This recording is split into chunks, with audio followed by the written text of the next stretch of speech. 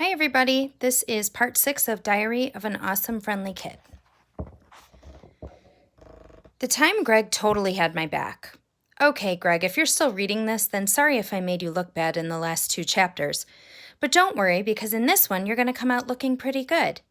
So last year, our science teacher was Mrs. Motti, but when she had a baby, the school got this guy named Mr. Hardy to fill in for her. I think Mr. Hardy used to teach at the school a long time ago, and now they bring him back whenever they need a long-term sub. I thought Mr. Hardy was just going to do things the same way as Mrs. Motti, but I was wrong. All Mr. Hardy did every day was write our assignments on the board and then read at his desk for the rest of class. After like the 3rd day, kids started goofing off during class, and Mr. Hardy didn't even care. One time, a couple of kids tried to kill a bug by dropping their textbooks on it. Luckily, the bug got away, but even with all the noise, Mr. Hardy never looked up. Well, maybe Mr. Hardy wasn't bothered, but I couldn't concentrate on my assignments with all that craziness going on every day. Greg told me I was wasting my time during the daily assignments because Mr. Hardy was never going to even look at them. Greg said I should just live it up with everyone else until Mrs. Motti returned and things went back to normal. Well, guess what? Mrs. Motti didn't come back. She decided she wanted to be a full-time mom, and that meant Mr. Hardy was our teacher for the rest of the year. Now that Mr. Hardy was our official science teacher, I thought things would get better, but they got worse.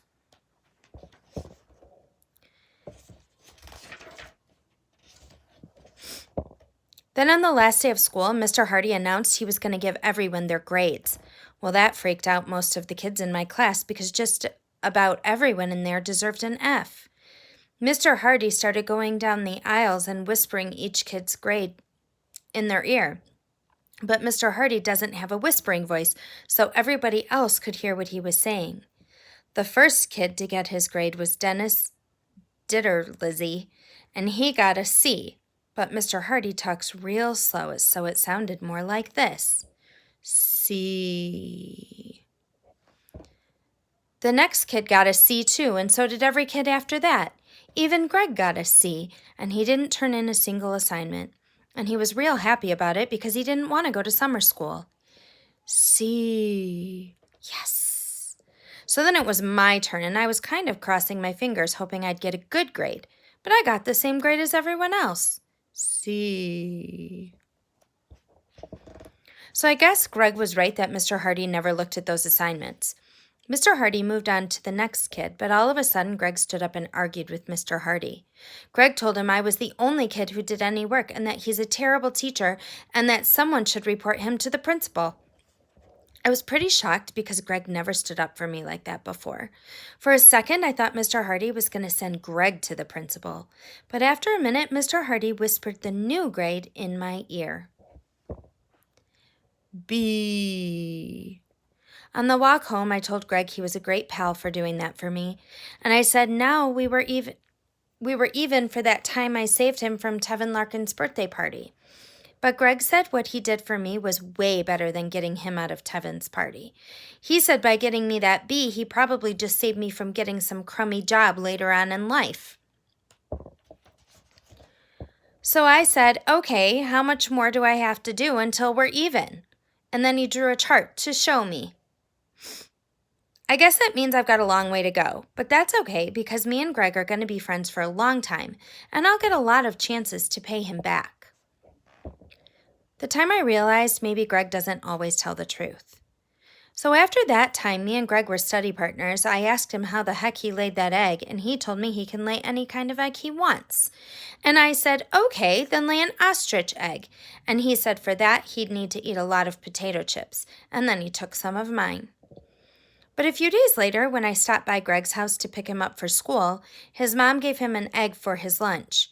And then I remembered Greg always has a hard-boiled egg for lunch, and so he must have had one in his coat pocket the night we studied together. Well, that made me start to wonder if some other stuff I know about Greg isn't true. We've been friends a long time, and he's told me a bunch of things that seemed a little shaky. So now I'm kind of thinking, Not everything he's told me is 100% accurate.